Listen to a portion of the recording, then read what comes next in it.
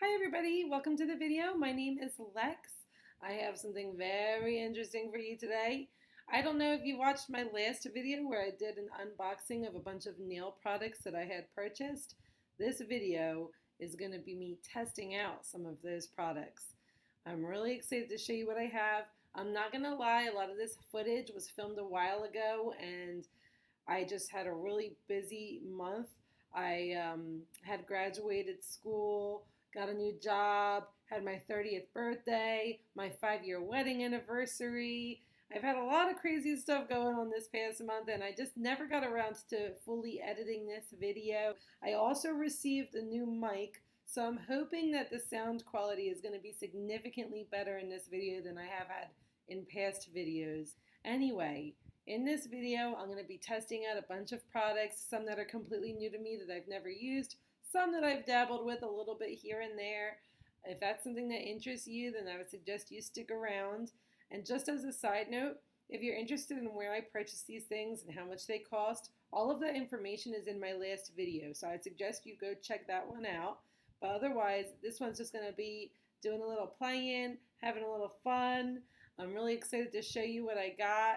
Some things were great, some things I failed at 1,000 times, but overall, pretty much everything that I tested out was really good quality and I enjoyed using it, and it's something I'm going to be using again in the future.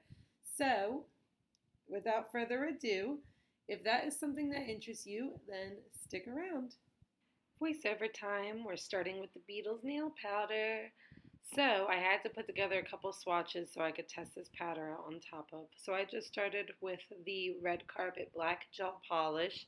I ended up doing 2 coats of that to just make sure it was nice and saturated. And then I topped that with a no wipe top coat. That's just what I saw online, and that's why I did it. I see, I do. There are all my swatches ready to go. So I started off with this purple chrome powder, and as you can see, there is a bit of cloudiness in the middle of that. No matter how hard I buffed or how much powder I added, I could not get that cloudiness away. I ended up trying to put a little bit more powder and buff a little bit harder to see if I could just get it to have that mirror-like shine come back. No matter what I did, it just wasn't working for me though.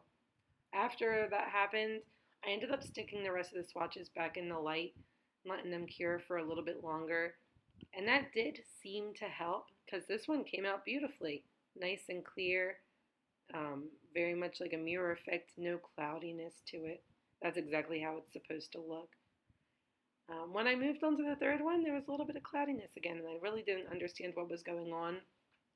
However, from that point, I decided to just wipe off all the swatches with rubbing alcohol prior to applying the powder, just to make sure there weren't any residue oils from my hands or what have you on the nail swatches.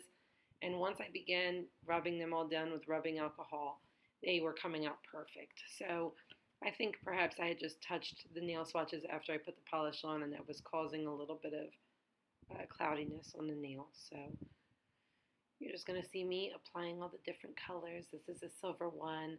They really are gorgeous. I'm very happy with how this Beatles powder came out. I just think that it looks beautiful and did exactly what it's supposed to do, have a chrome-like mirror effect.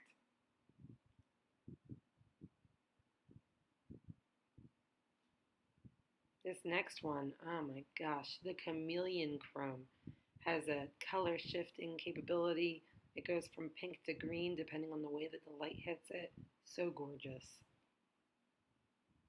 And then of course this one is the Hollow. I mean, my flash isn't on right now, so you can't really see how beautiful it is, but trust me, in the right light, that is a gorgeous hollow chrome powder. Here they all are with my flash on, and you can see all the way to the left, that hollow one is gorgeous. All of them came out really beautiful. Very happy with this product. I'm going to be using it on a very regular basis. And now we're moving on to the glitter. You know I love glitter. So I had already prepared the swatches by just polishing them with a color similar to the color glitter that I had planned on using. I don't have a huge amount of gel polishes at home. because the salon I work at has their own polish. So I just tried to get something similar to the color of the glitter.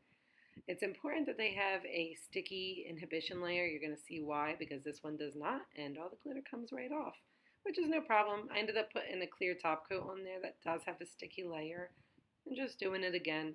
And as you can see, it was no problem at all. The glitter stuck to it. Came out looking gorgeous. Ugh, I love glitter. So I'm just going through them one by one. And like I said, the color polish I have doesn't necessarily match the glitter completely, but it's in the same color family. I do feel like that's kind of important.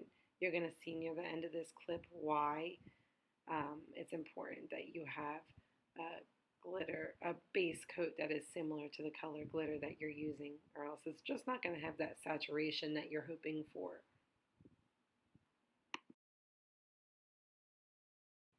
That teal is probably one of my favorite ones in the entire pack. I just think that that is the most beautiful aqua blue teal color. Love it, love it, love it.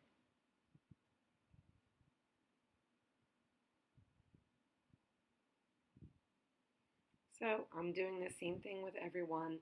I'm just scooping the glitter on top, lightly brushing it on with a firm brush, just kind of packing it in. Now this is the one you're going to see where having a color that's similar to the glitter kind of matters, because as you can see, that white polish is kind of shining through the silver glitter. It would have been better if I had a silver polish, and here with the gold it's going to be even more noticeable. There is a way around it. I'm going to show you. I put the gold glitter on and brushed it off, and I just didn't like that white popping through. So I put another top coat on and did a second layer of gold glitter, and that really gave me that gold glitter saturation that I was looking for. It looked a lot better after that second coat of gold glitter. So here I am just showing you the glitter and the outcome with the nail swatch, and as you can see, the color is really saturated. The glitters are incredibly shiny. They definitely held up through all of that. These were all top coated with just a regular glossy top coat so that that shine would really come through. And I just think that they came out so, so beautiful. I love glitter. I'm the type of person that would wear glitter on my nails all the time. So this is something I'm going to use all the time also. Here are all the swatches together with a flashlight on, and they just are so beautiful. Some of them are hollow, if you can tell. Moving on, art screens. If you don't like failure, I wouldn't suggest watching this part of the video because there is a lot of failure about to happen. So the way you use these is just applying polish and swiping it with the swipe card, picking it up on the stamp, and then stamping it down onto the nail. But I stamped it on crooked, so let's start over. Wipe it off, reapply the polish, swipe, pick it up on the stamp. Let's try it again. I was using the donut imprint, so it wasn't that big of a deal if it wasn't centered. I was happy with that. Go ahead and cure it. This is where the failure begins. I tried to use a green polish, and for some reason the stamp would not pick up that green polish. So I wipe it off, start again. Different polish, different pattern. Let's see if we can get this one to work.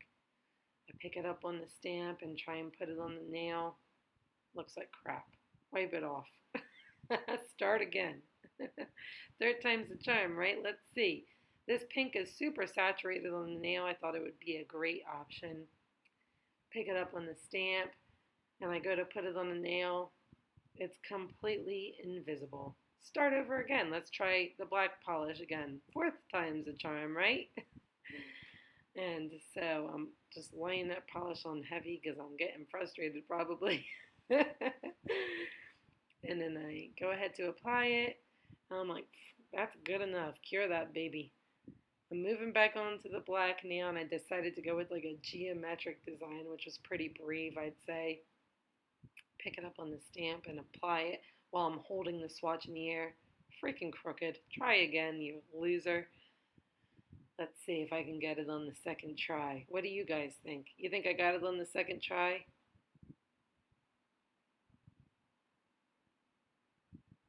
Heck no. Wipe that off. Try again. Third time's the charm on the black nail. Let's see if she can get it centered. Finally, I had the common sense to leave the nail swatch on the table so I could keep it nice and flat and straight. I was happy enough with that. It wasn't perfect, but cure it, man. Come on. I'm over it. Oh, and I'm back to the green polish that never worked, but I'm going to try it again anyway. I try to pick it up with the stamp, and it just doesn't pull up off of the plate. I don't know why, but here I am trying it again, even though it hasn't worked a single time yet. I'm also using tape to clean the stamp in between each time, um, but that doesn't make a difference because it won't pick up this green polish. So start over again. Let's see if I can get it on the third try. And look at that. Switched back to the black polish. Really, the black polish was the way to go for the white nails and vice versa. The white polish was great for the black nails. The white polish worked the best because it was so pigmented. Real quick, I'm editing this video right now and I want to explain a little bit about what's going on. So, as you can see in the top, I guess it's your top left screen or top right screen, up at the top in the corner, there is a white nail swatch that doesn't have any polish on it. And that is because I had made two of those swatches, one black and one white was regular polish, and one black and one white was matte polish. The reason I did that is because I wanted to put the stamp on top with the gel polish and be able to put the buffing powder on top of that, but have it not stick to the matte surface. Unfortunately, when I was putting that stamp on and it wasn't successful and I had wiped off the inhibition layer, all of the nail swatches looked matte and I couldn't tell which one was and wasn't matte. The reason that that's important is because when I tried to put the buffing powder on that one, it ended up going on the entire nail, completely erasing the smiley face pattern because I didn't have the matte top coat on to protect the white part of the polish from holding on to the buffing powder. So, long story short, I put that powder on, it smeared the design, you can no longer see the smiley faces, and I had to wipe it all off and start over again. So you're going to see in the next clip that I start over with that one. The reason that the other two worked with the buffing powder is because I had a matte top coat on top of the black and white polish prior to putting the stamp on. I hope that that makes sense. I don't know if it does, but I just wanted to clarify that before continuing on with this video. So here I am applying the buffing powder to the stamp design on the nail, and the nails that were polished with matte top coat, it only sticks to the stamp design. So there I am, like I said before, redoing that white nail for probably the 15th time. At this point I was on the verge of giving up, but I stuck through.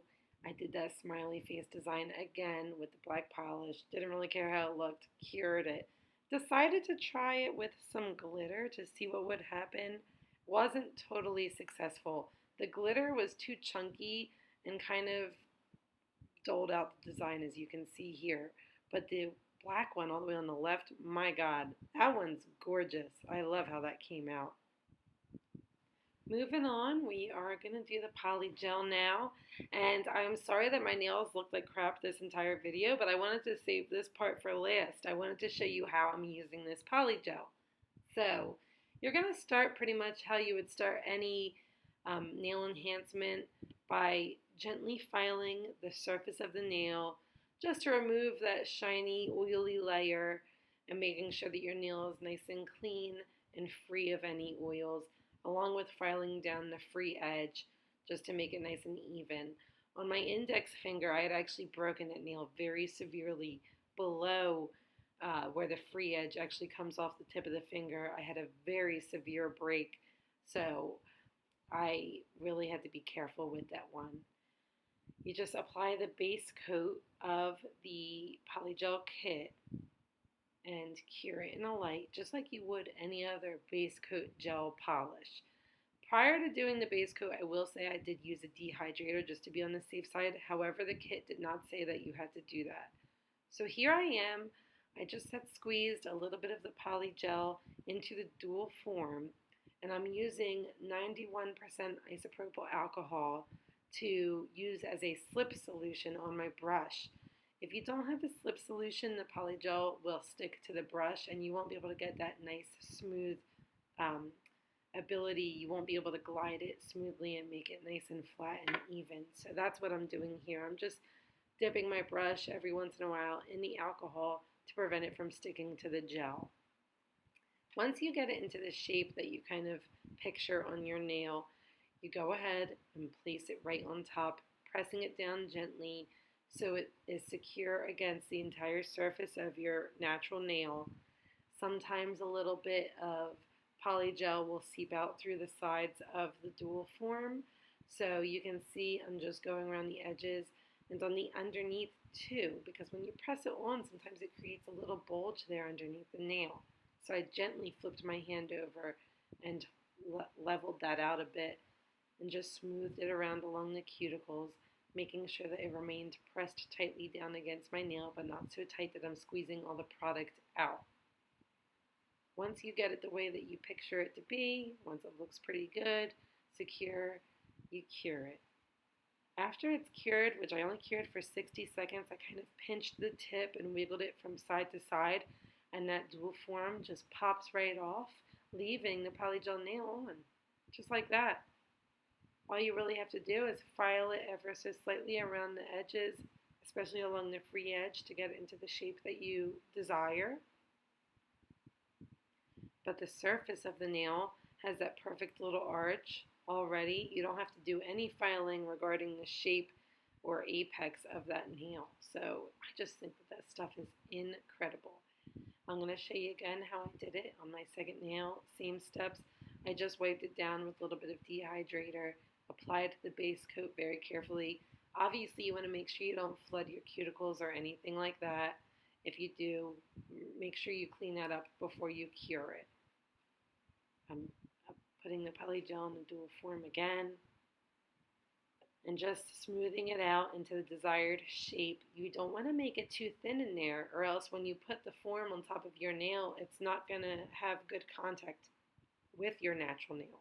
So you have to make sure that you leave enough polygel in there and make it thick enough so that you can build a little bit of an arch up and give your nail some strength, but also not make it so thick that it's bubbling out through the edges or through the underside. So you just gently press it on. You can see I'm holding it very gently with my middle finger as I just brush underneath the free edge to make sure that it's nice and flush and flat. Clean it up around the cuticles ever so slightly. Those other 3 nails on that hand are also polygel, not out of my kit, but somebody else's whose I had, oh my God, English. I had tried it at school using somebody else's kit. That's what I'm trying to say. This is the first time I use the Gershon. I love the Gershon. So far, it's one of my favorite ones I've tried. And here I am just shaping it up, comparing my 2 hands to make sure I make them the same length and same shape. And boy, am I feeling more beautiful already. This clip came out a little funny because unfortunately I had filmed it in a time lapse, so then I ended up having to slow it down. If you're curious as to why it's so choppy looking, now you know why. But I wanted to do a Pride Month nail, so this is how I applied the glitter to kind of give it that rainbow look. I just used my cuticle nippers to pick up a small amount of glitter and kind of pat it down with my brush and brush off the excess. I topped it with a second layer of clear coat, and then I went through and applied the glitter again, just to make sure that that glitter color was super saturated and really visible and obvious. So, and as you can see, didn't mention it, but I'm doing this all on top of a black base coat. After I applied the glitter and put the top coat on, you know what I had to do. Put some, well, of course, and before I get to the hollow part, I had to apply a no-wipe top coat to the remaining nails and cure that. After I did that, I was able to buff on that chrome hollow powder, and my God, look at that. Is that not gorgeous? I don't know. You know, I'm a sucker for that. Like I said before, I had done these nails in the beginning of June, so now looking back, it was probably about a month ago. and this was for Pride Month. And I just think that between the glitter rainbow nail and the hollow rainbow nails, what more could you really ask for? That is just so gorgeous. And it's so easy. I love how easy that chrome powder is, but it has such a big impact on how your nails look. It's incredible.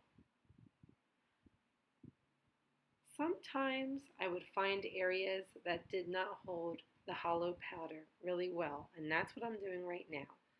I had applied a little bit more of that no wipe top coat, cured it, and just buffed it a little bit more. If you notice that there are gaps, you can go ahead and do that. But look at that. Look how gorgeous that came out. It's so nice to have my nails done again, too. They're not looking like crap anymore. I'm very happy about it. Beautiful outcome.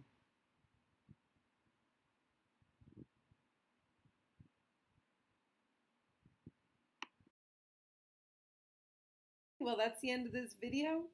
I had a lot of fun testing all these products. Obviously, I mean, that's what I've dedicated my life to. So if this is something that interests you and you would like to see more videos like this in the future, I'd really be interested to hear that. So leave a comment down below. I'm also really interested to hear what your favorite was or what you would like to get done to your nails. I mean, I'm a sucker for the hollow, so I would say that hollow chrome powder is absolutely my favorite thing on earth, followed closely in second place by the glitter. I mean, I just love stuff like that. Anything that's shiny and rainbowy and glittery is right up my alley.